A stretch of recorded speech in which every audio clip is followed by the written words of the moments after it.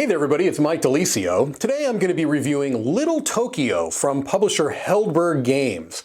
Little Tokyo is a dexterity stacking game where you are going to be placing pieces onto one of two skylines in the center of the table.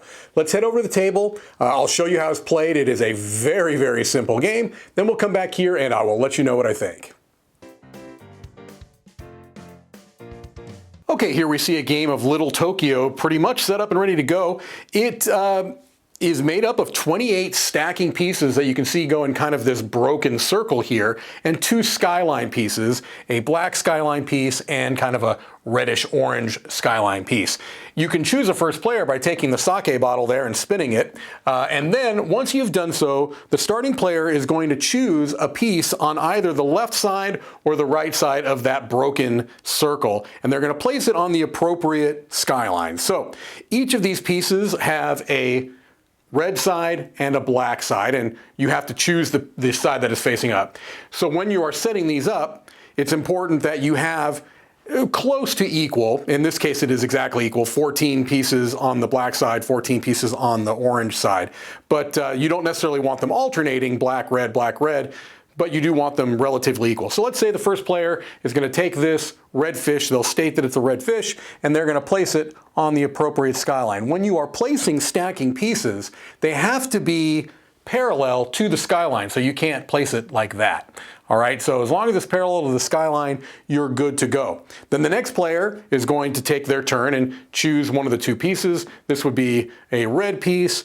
Maybe they're going to place this right there. So that's good to go. When you're placing pieces, you can move other pieces with the piece that you have, but you cannot touch them with your fingers. So you can't move another piece with your fingers. You could use a piece you have to kind of manipulate and move those around if you wanted to. Continuing on, next player might come over to this side, next player might come over to this side, and they're placing pieces and hopefully not knocking things over.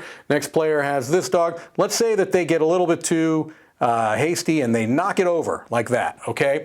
When a piece falls over, that is a penalty. What you're going to do is you're going to take the piece that fell in front of you and you're going to put it on the black side face up. That means that they've got one negative point. If they were to make a mistake again and get a second negative point, they would turn it to the red side. Everyone would now know they have two negative points.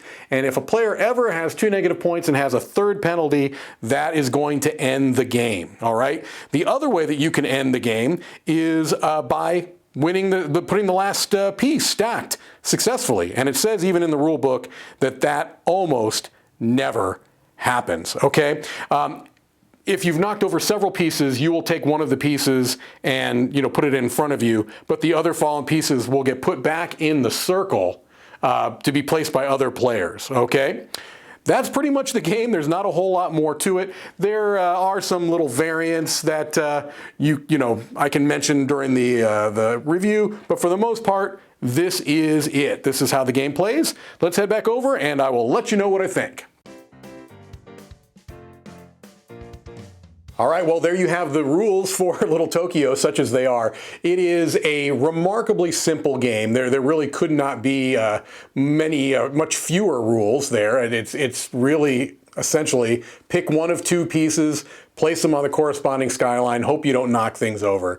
Not much more to it. I did mention in the overview that there is a variant, and there is one where everyone has their own individual pieces.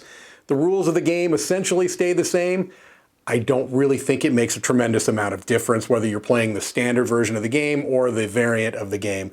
It's essentially still place a piece, hope you don't knock things over, okay? So the first thing I'm going to do is I'm going to talk a little bit about the aesthetic and the components of the game, because I have a sense that is a big calling card for this particular publisher, Helberg's Games. So from what I know of the publisher, and it's not a lot, is I believe that they are a German publisher that kind of is a boutique games publisher, where I don't even necessarily know that games are their main business, that it's just something that they do in addition to other things. At least that's what I can kind of gather from what little research I've done.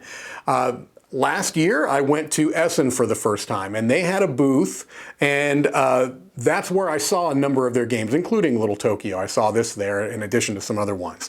And all of their games have a similar kind of aesthetic, right? The chunky wooden pieces, the screen printed cardboard box, and oftentimes even the components might be screen printed cardboard. This particular game is just solely these wooden pieces.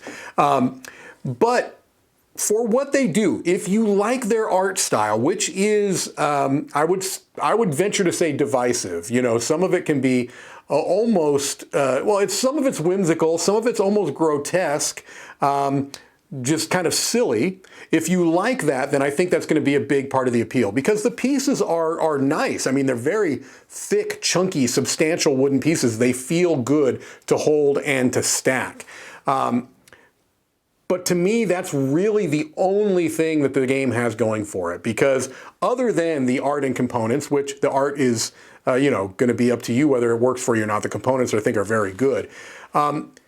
I just don't think there's enough to the game, okay? Because there are a lot of dexterity stacking type games out there, and this really doesn't have much of anything to kind of make it stand out, to differentiate it, other than the big chunky wooden pieces and potentially the art. Otherwise, I just don't think that there's enough to the game.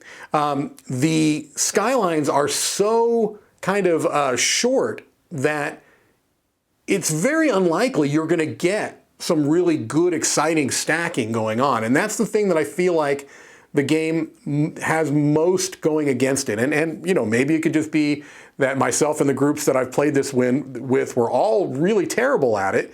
But I've played plenty of stacking games, and I don't think that I'm particularly bad. I'm not great, but I'm not terrible. And it just didn't seem like there were many times where you had these kind of big, towering, structures going on, and you were really nervous about it. It seemed like a lot of times it was pretty obvious when a piece was going to go or when it wasn't going to go.